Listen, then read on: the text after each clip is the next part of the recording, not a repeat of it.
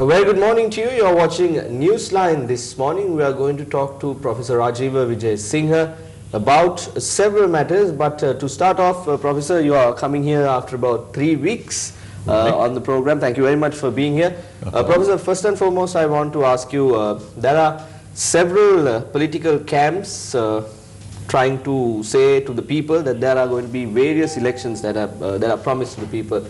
Some say it's going to be a provincial council election, some say a presidential election, and some do not even act or think as if an election is due, and they do what they please as they please. Now my question to you is, the people have been denied the right to election for their mandate on several occasions now. What is your view on this delay of provincial council elections altogether? It's quite outrageous. I think very clearly the government and the TNA, the government, I mean the UNP, are terrified that they will lose. They know they'll lose. You see, at the moment, the only hope for the UNP not to be totally destroyed as a party is to ignore provincial and parliamentary elections, because they get nothing. I mean, the levels of dislike of the current leadership is astonishing. They would probably do a bit better if Sajith Premadasa were leader. But I'm still not sure, and in any case, that's a ridiculous assumption, because Ranil Wickremesinghe will never let power go. He cannot live without being either leader of the Prime Minister or leader of the opposition. He doesn't mind being leader of the opposition. He'll get all the perks he wants, and he and his wife can stay in 5-star hotels and have a lovely time. So the only hope is to wait for the presidential election. That's why his acolytes have started saying we must have the presidential election.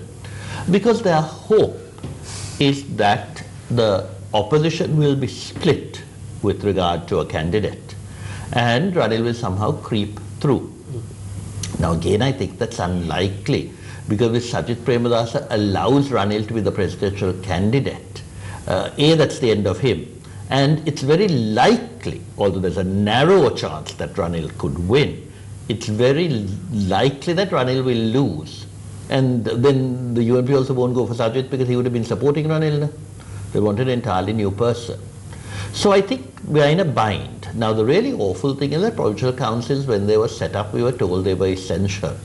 The Tamil parties made a song and dance about it. The Liberal Party, which was the first to speak in devolution, had also talked of devolution in terms of the principle of subsidiarity. You give more power to a small unit, which is close to the people, but not what I would call policy-making powers. And in fact, if you look at the actual Provincial Council Act, all policy belongs with the national government. Successive national governments have failed completely to understand that provision in the Constitution, and simply to curry favour, they have allowed different provincial councils to run away with executive decisions that go against policy. And of course, if you have power to have policy, you have the power to monitor policy and to enforce it. That has never happened. But worse, the 1987 amendment made it clear that you cannot postpone provincial council elections.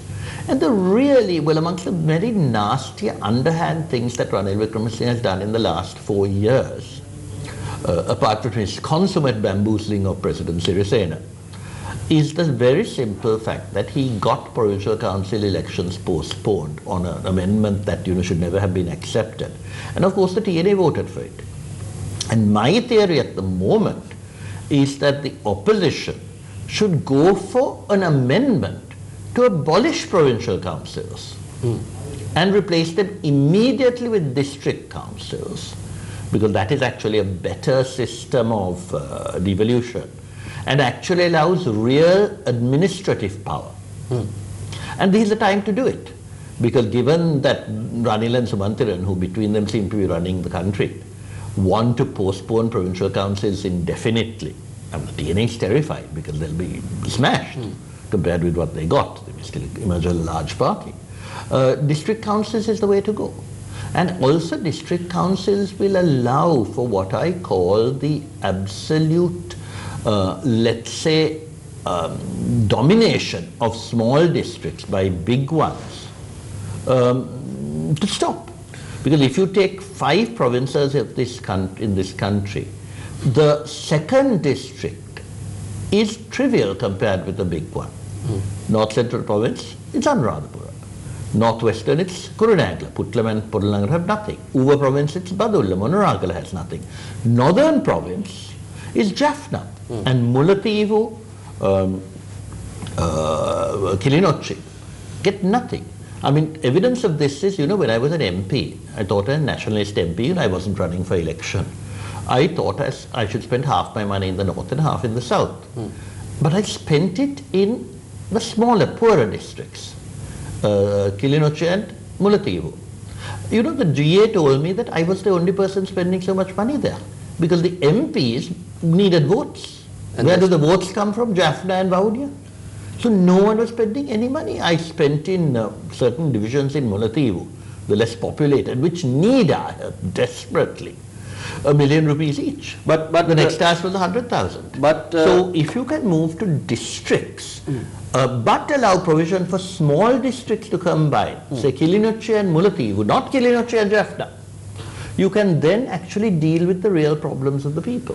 Professor, interesting point. Now, you say that while you were a parliamentarian and when you contested from the nationalists, rather came through the nationalists, you worked for the north, these two districts. But we now see politicians, an example that you mentioned a short while ago, people like Sumandiran who are supposed to work for the people of the north. I'm bringing that conversation here.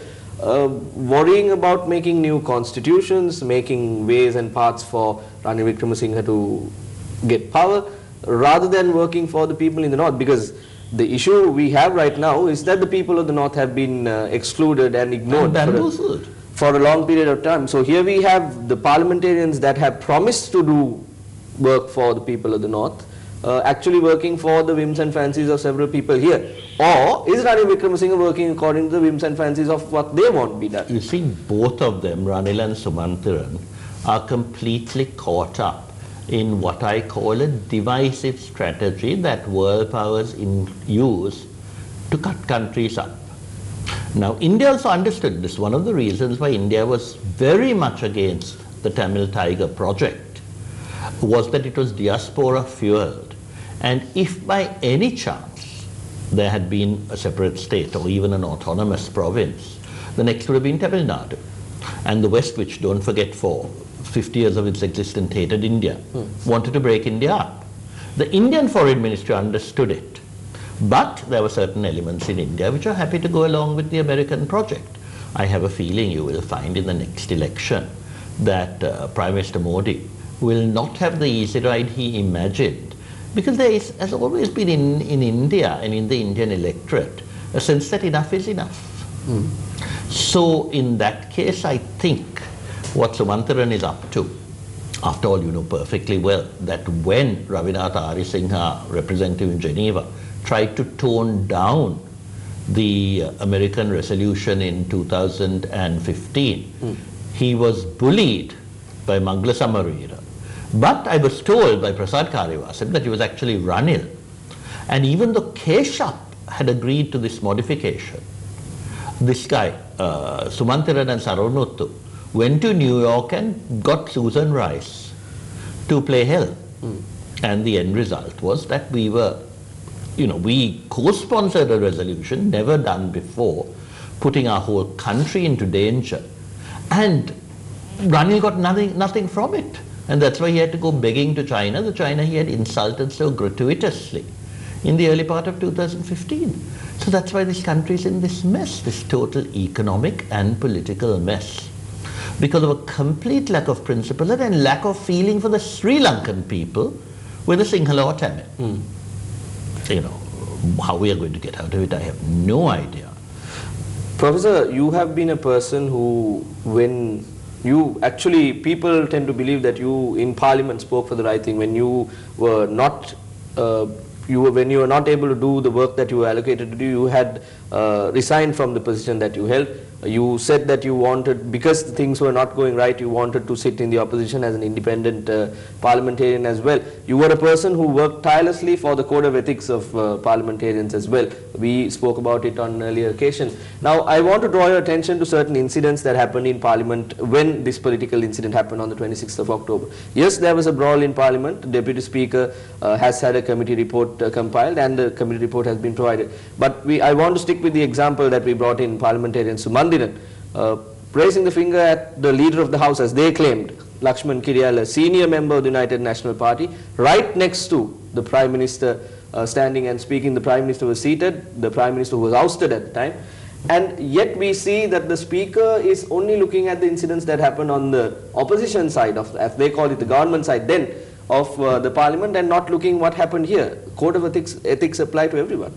No, absolutely, but you know, Karu Jayasuriya, Karu Jayasuriya is this, I mean, I'm sorry to say this, he behaved appallingly after 2015, and I actually would write to him, I always say, and I said, you know, becoming the worst speaker ever, that this.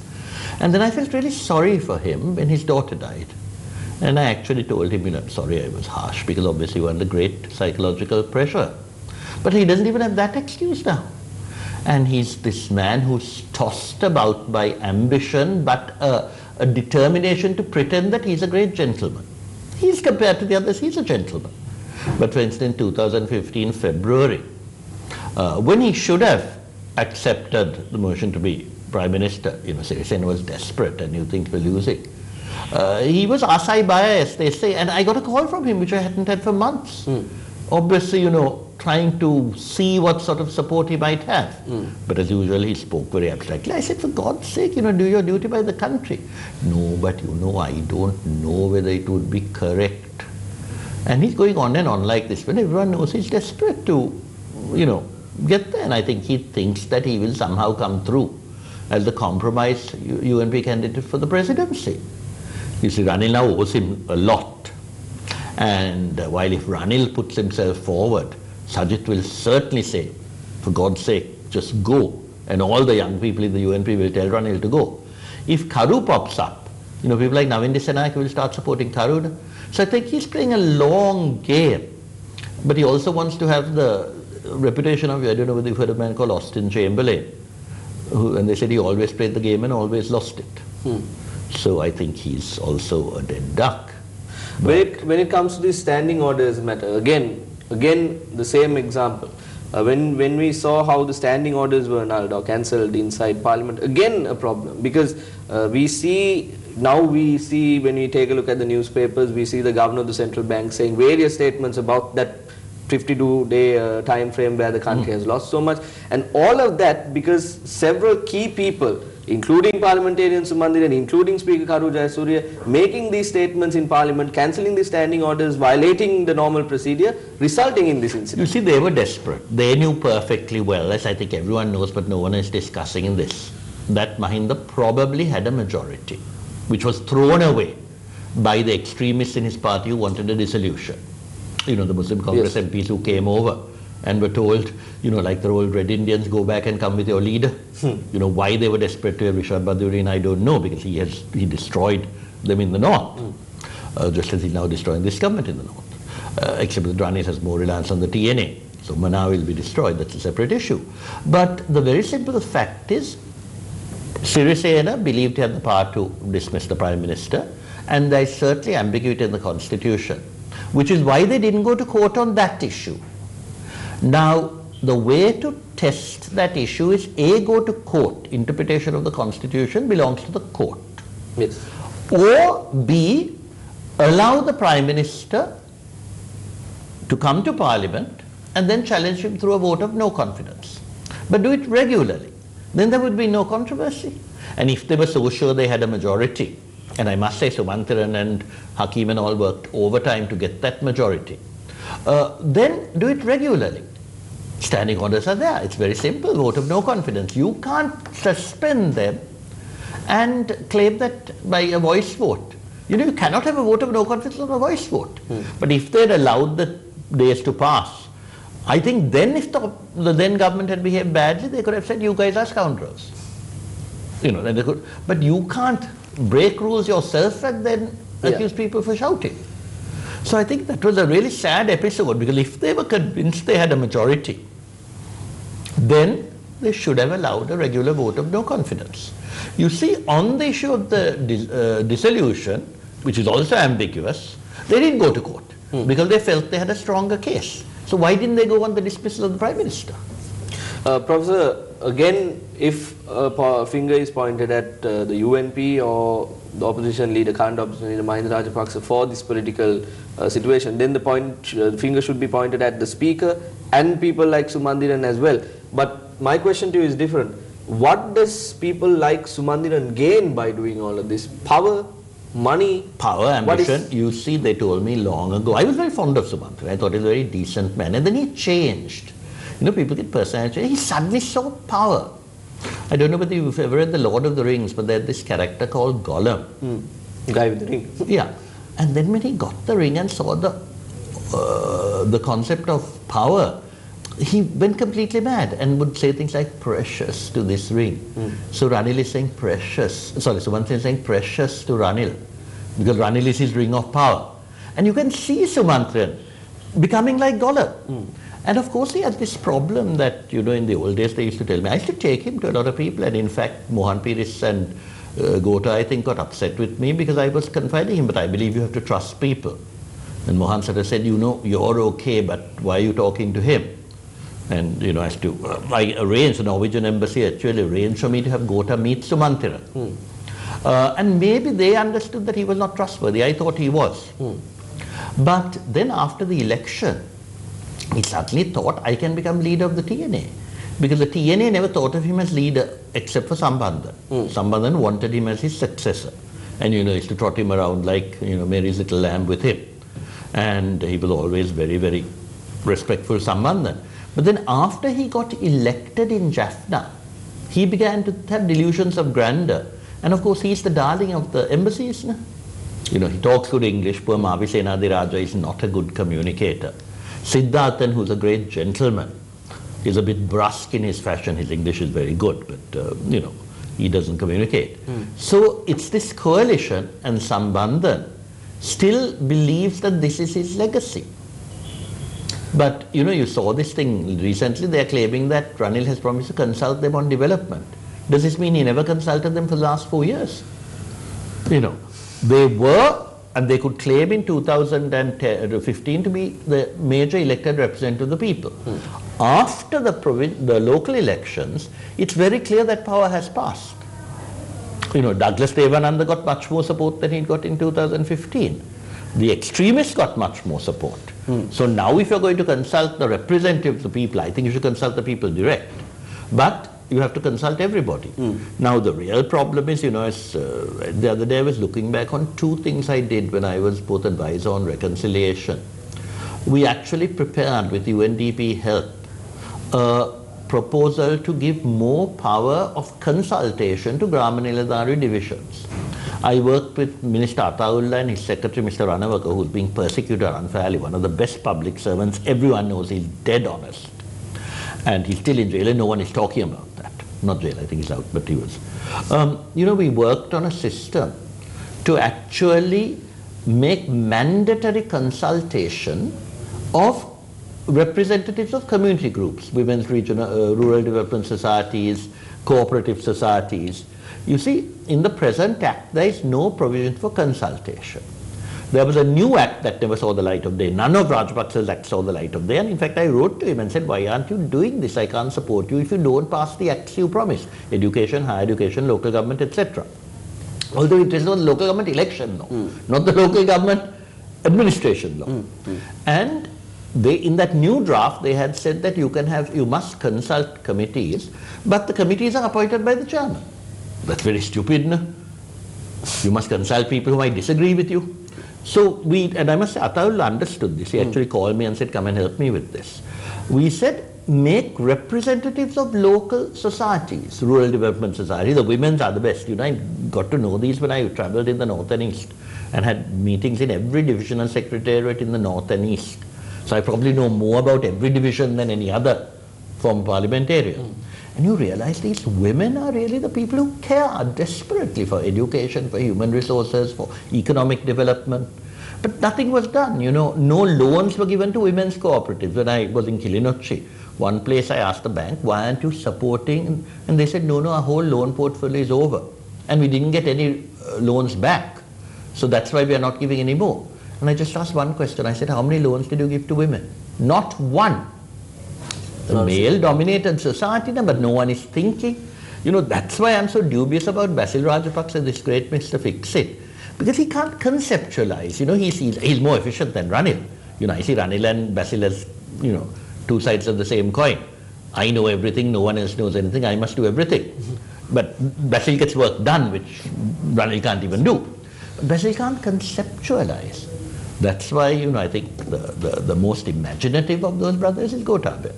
Because he did a great job on urban development and he thought of what he wanted. Professor, I want to draw your attention to another point that you also have been speaking about. Yesterday we saw the FCID coming before, we heard it on the news as well, we see it on the newspapers, coming before the fourth magistrate and saying that they will investigate into misappropriations to the tune of 80 million rupees when the EPF bought bonds in 2016. This is a point that we have been speaking on widely, saying that there was a fraud during the 2016 bonds as well. Now it is coming to light from the authorities itself. So again, we are going back a step and we are talking about corruption again in this current government, in a backdrop where the president has again appointed a presidential commission, the third one running into this current government. So all in all, when you take a look at this as a whole, it has not worked out a single bit. No, it's been a disaster. If you look at, to me, I have to say that between 2000 and 2015 is probably the most critical of government in the parliamentary group. Mahinda Rajapaksa used to tell people it's all that Wijesinha used to call me. But I was very fond of Mahinda because he did a great thing for the country. And my whole point was he should reform. When I used to go to the north and east, all the people would tell me, tell the president. They had great confidence in him. He's a very decent guy, He cares for people. Unfortunately, he allowed the people around him to run riot. But because they were running riot, there were three incidents that really, made me very, very upset. The Alukama incidents, the Muslims, the attack on Krishnonis and no defense and all. There was a third on which I think I was wrong. It was allegations of corruption, but there was certainly some corruption. So I made a decision. But as you know, I then found after, I worked for Sirisena. When I told Sirisena, you didn't keep your promise about making me a minister, Eka Ranil gaing, Chandika gaing ahan. I'm not going to ask them. I didn't work for either of them. If they had been the presidential candidate, I would have thought Mahinda Rajapaksa much better. But I thought, I worked for you. I'm not going to ask them. But he was totally under their thumb. And when I realized they weren't going to allow me to work, they put that idiot Kabir Hashim, who doesn't know the back end of a bus from the front, as Minister of Higher Education. He told me, he said, I know nothing about education, you must run things, I'm not going to interfere. Then under Ranil's insight, he said, the Prime Minister wants me to do this, the Prime Minister wants me to do that. Like he joked, and now he also has begun to realize, I think he's also shifting towards Sajid. Anyway, I resigned, but I stayed with government. Yes. I only crossed over when these things burst. And then when I started investigating, I realized that you see the difference is, there was corruption before, and it was bad, and that's one reason I was critical. But it's a difference between getting a job done and screaming off 10% or whatever, and the job gets done. And the way Ranil works is, I'm clean, so I must find out a way where no one can blame me. And the idiot fell for the, one of his closest said, don't blame him, he didn't understand what was happening. He thought, the bonds, no one will know. And actually, no one would have known if people like Mrs. Senuratne at the central bank had been brave enough to write. Absolutely. So all the lies that he and Mahendran were saying were exposed. But of course, Sirisena was still a bloody coward. And Sirisena, who should have kept his promise for electoral reform, dissolved parliament prematurely, which he should never have done because he fell under foreign pressure. Lakhdar all told me he was not going to dissolve. Then he met some envoys and panicked. And then what happened? He, subverted the UPFA campaign because he was terrified of Mahinda Rajapaksa. But the presidential commissions that were appointed, there was action taken. Obviously, it was Sirisena. But I feel sorry for him. Some people say, how could you have supported that idiot? The point is, he has a good heart. He wants to do his best. He's out of his depth. Sajid Premchand told somebody, no wonder he hates Ranil. Whenever Ranil wants to pull something through in cabinet, he talks in English. And this poor man doesn't know what is going on. So, he's been taken ruthless advantage of by Ranil and Chandrika. And he's floundering. But, I think in all fairness, He tries to do his best. He just does too little, too late all the time. So, you know, when he should have changed the government in February after the local government election, he panicked again. Then he did it in October, and when it didn't seem to be succeeding, he panicked and dissolved. You can't be a leader of a country if you panic. You must have a certain policy, no? But it's, you know, I can understand his feelings, and I thought when he was elected president, we would have a government committed to social justice. After all, he, you know, his background is such, he understands what the poor people of this country need. But he just didn't have the guts. He allowed himself to be controlled by this Colombo-based elite. And he really thought Chandrika Kumaratunga was the representative of her mother and father. I mean, she's not. She's more elitist than anyone else. The national government concept, the fact that the UNP and President Maithripala Sirisena went in together, and the fact that it didn't work out, and the fact that President decided to sack the government altogether, appoint presidential commissions, do various types of things, doesn't that ensure that the President actually wants the country to run straight? As I said, he wants it. It's just there's a big difference between having good heart and being able to fulfill the dictates of your heart, and having a good heart that suddenly panics and goes wrong. Now, whether he will be firm enough for the next 6 months remains an open question. But I certainly have more faith in him than in Ranil Chandrika. Absolutely. Because, you know, he cares for the people. But, you know, at some point, incompetence and lack of experience tells, and he's dealing with these very shrewd guys. You have to remember, they are sophisticated international players who are making a lot of money, who don't care what happens to the country, and who have, whenever they need it, they can call on the aid of, you know, ambitious sycophants and like Sumantiran and Rauf Hakim and so on. Thank you, Professor Rajiva Wijesinha, for joining us this morning. An interesting chat indeed about the current political situation. We hope to see Professor Rajiva Wijesinha more on the show as he's coming back from an overseas tour, I believe. Yeah, I actually went on 2 trips and I'll be away again from the 6th. So. We hope to see Professor Rajiva on our shows quite often until he goes back again. An interesting chat, whether we are to believe that kindness and forth-bearing nature of people is a weakness, whether we are to see action being taken. Now we see presidential commissions being appointed, we see the FCID actually taking action into what the media has been reporting for about 2 years now. We are yet to see a new year. Today is the 23rd day of the new year. And we also have about 10 more months to go. We have to have a provincial council election first.